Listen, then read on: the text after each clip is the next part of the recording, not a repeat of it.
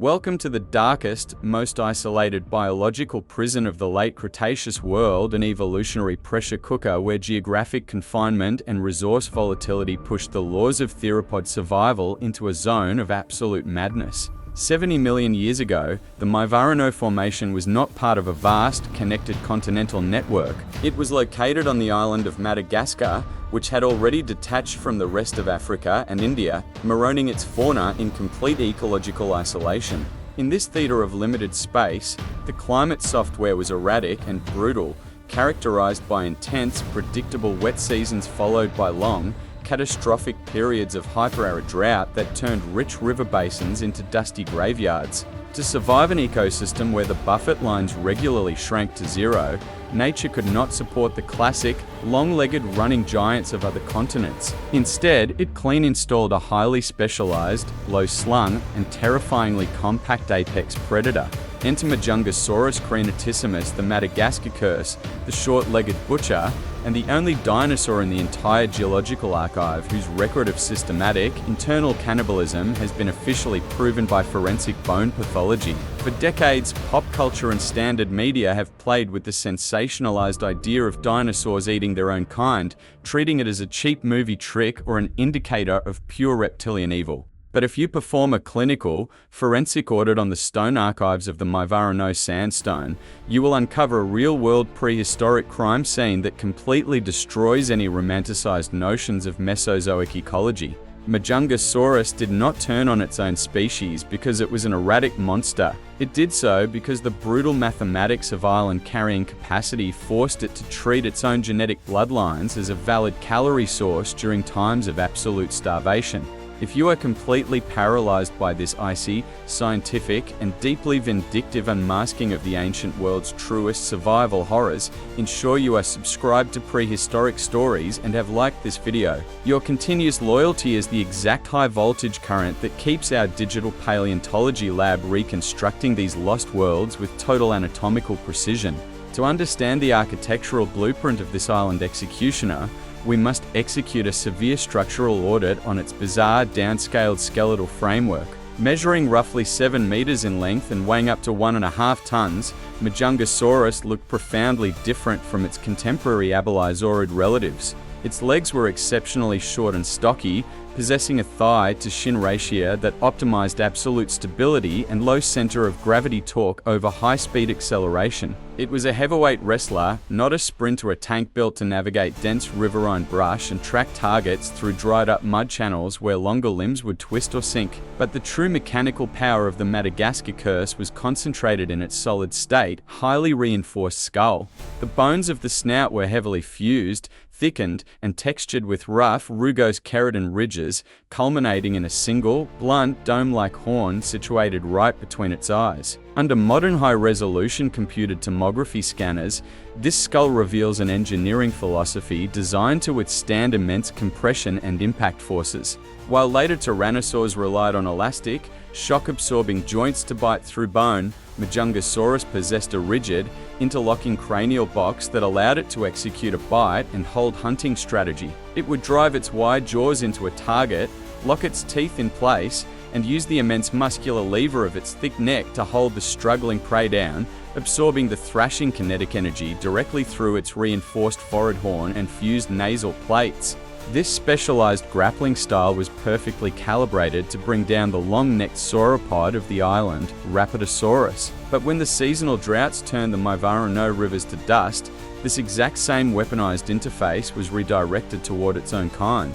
The forensic jackpot that confirmed this cannibalistic loop came when paleontologists analyzed thousands of isolated Majungasaurus bones under high-power electron microscopes. Researchers discovered a chilling pattern of deep, parallel grooves and gouge marks carved directly into the fossilized ribs, vertebrae, and long bones of adult Majungasaurus specimens. By creating silicone molds of these wounds and running them through a spatial alignment database, science achieved a perfect match. The spacing, curvature, and unique serration patterns of the bite marks perfectly duplicated the dental architecture of Majungasaurus itself. There was no other large predator on the island capable of leaving such deep industrial bone scars. This was the ultimate geological receipt of an internal civil war, definitive, forensic proof that when the resource software of Madagascar crashed, Majungasaurus systematically butchered the carcasses of its fallen rivals, stripping the meat from the bones with the clinical precision of a machine, leaving its own teeth marks etched forever into the history of life. The physiological horror of the Madagascar curse intensifies when we shift our forensic lens from its skull to the extreme reduction of its forelimbs, revealing an animal that had completely abandoned the traditional theropod architecture in favor of a hyper-specialized, front-loaded weapon system.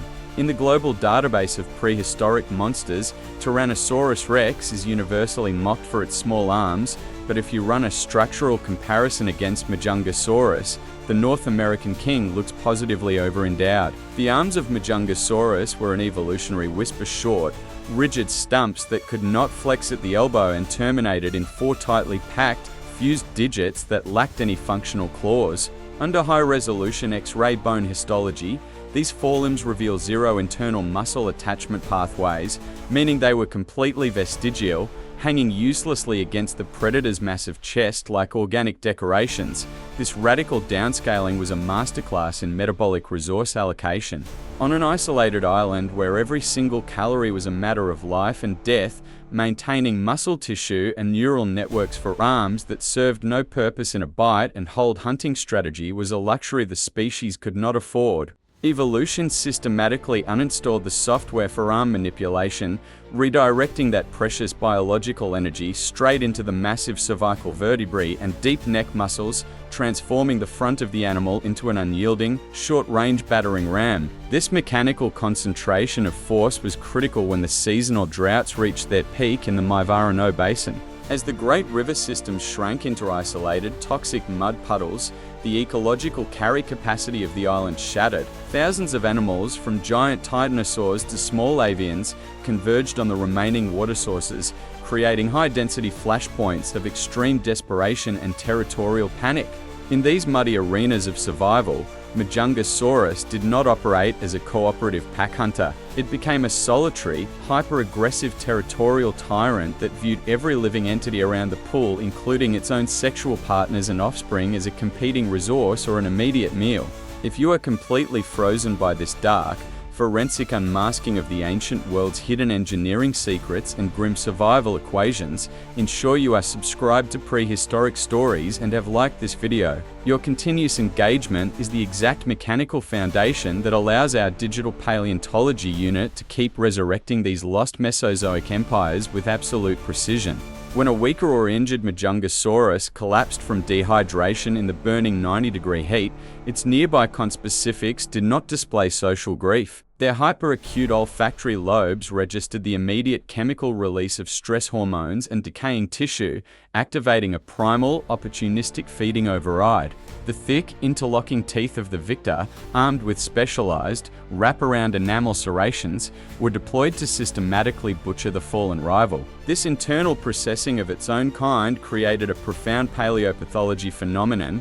When we analyze the fossilized jawbones of Majungasaurus under electron microscopes, we frequently detect high levels of localized bone infections and unique, unhealed tooth gouges on the outer surface of the face. These are the physical receipts of high-intensity, face-biting combat proof that these cannibalistic encounters were not always clean scavenging events, but violent, mutual destruction duels where two identical machines fought for control of a carcass or a shrinking patch of shade, locking their jaws onto each other's rugged snouts until the bone literally splintered under the torque. This internal evolutionary warfare meant that Majungasaurus had to evolve an exceptionally robust immune system and high-efficiency bone remodeling capabilities, allowing it to survive deep, contaminated bite wounds inflicted by its own species, carrying the physical scars of its cannibalistic economy until the changing seasons finally brought the rains to wash the blood from the Maivarano mudbanks. The finality of the Majungasaurus legacy forces us to move past the superficial grimness of its cannibalistic economy and confront the unyielding macroevolutionary laws that dictate the shelf life of every specialized biological machine.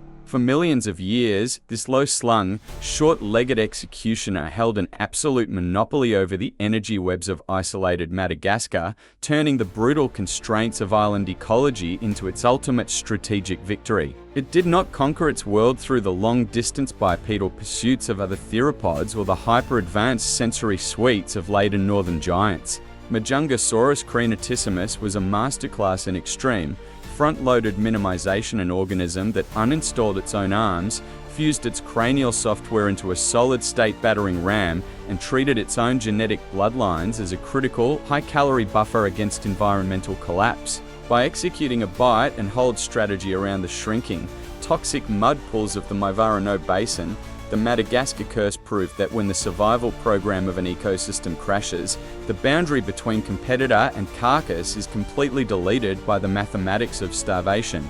But this intense level of localization and internal destruction was an evolutionary trap that left the species completely exposed when the planetary network executed its final, Mesozoic-wide reconfiguration. 66 million years ago, when the global biosphere suffered its definitive architectural reset from cosmic and volcanic impacts, the isolation that had protected Madagascar became its ultimate execution warrant. On a closed, self-contained landmass where the resource channels were already stretched to their absolute breaking point by cyclical droughts, there was zero safety margin to absorb a multi-year global impact into. The remaining long-necked dinosaurs, which had served as the heavy foundation for the island's calorie pyramid, collapsed into extinction within months as the vegetation webs burned out under a sunless sky. And as the giant herbivores vanished, the cannibalistic loop of Majungasaurus turned from a desperate survival tactic into an inescapable spiral of mutual destruction.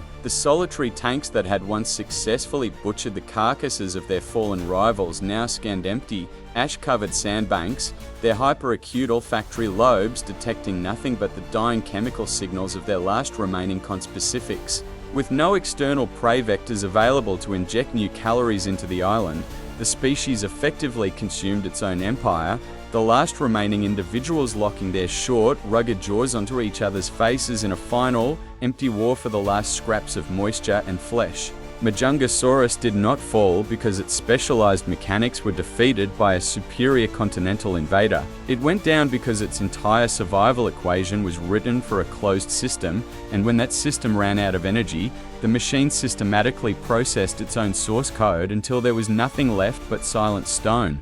If this uncompromising, forensic, and deeply detailed unmasking of the ancient world's truest survival horrors has completely shattered your understanding of Mesozoic ecology, ensure you are subscribed to Prehistoric Stories and have liked this video. Your continuous loyalty is the exact foundation upon which we resurrect these lost tyrants with total scientific precision. In the deep time that followed this global reset, nature would regularly return to the phenomenon of island dwarfism and insular carnivory, producing the weaponized reptiles of modern Komodo and the unique marsupial predators of ancient Australia, but it would never again scale up the bipedal, armless abelisaurid blueprint into an 8-meter cannibalistic dreadnought. Majungasaurus remains the absolute, unrepeated boundary of what predation looks like when stripped of all behavioral sentimentality and pushed to the edge of absolute geographic desperation. Today, when we uncover a textured, single-horned frontal bone or a gouged rib matrix in the red sands of Madagascar, we are not looking at a primitive evolutionary dead end or a monster from a cinematic nightmare. We are looking at the definitive architect of island attrition. We are looking at an environmental titan that took a prison of drying mud and forced it to run on a clock defined entirely by the mechanical clamping power of its jaws and the absolute coldness of its survival drive. The era of the Madagascar curse has drawn to a definitive close, its blood-soaked sandbars buried under layers of modern rock and ocean. But the archives of prehistoric stories ensure that the memory of its cannibalistic dominance remains forever etched into the history of life on Earth until the very last grain of sand.